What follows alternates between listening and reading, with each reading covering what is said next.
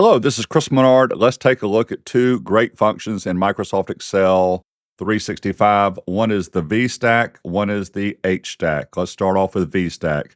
I have this data here. I've got a quarter of data broken out into months. I need to put all this data together. Equal VSTACK. The V stands for vertical. I'm going to highlight this range, comma, highlight this range, and then highlight this range. I've got them all selected. Press enter. There you go. And you would probably copy the header row and paste it right there. What is really nice about the vertical stack function is a dynamic array function. So there's the formula in the formula bar. If I click somewhere else on FedEx or Microsoft, notice above column C it's grayed out, which also means, though, that if delta changes from 15 to 45, it changes in my data.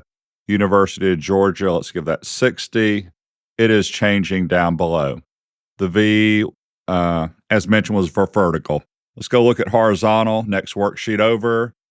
Usually you don't have data like this, but if you ever did, horizontal stack will take care of it. I'm going to highlight the range first, hold down control, still holding control, perfect. Let go of control, press enter, there's your data here.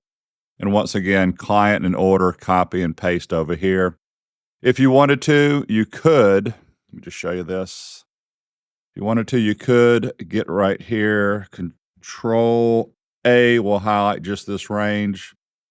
Get on the border, pull that down, pull that back up and let go and copy here as values. You could do a copy if you want to get this vertical and go and transpose the data.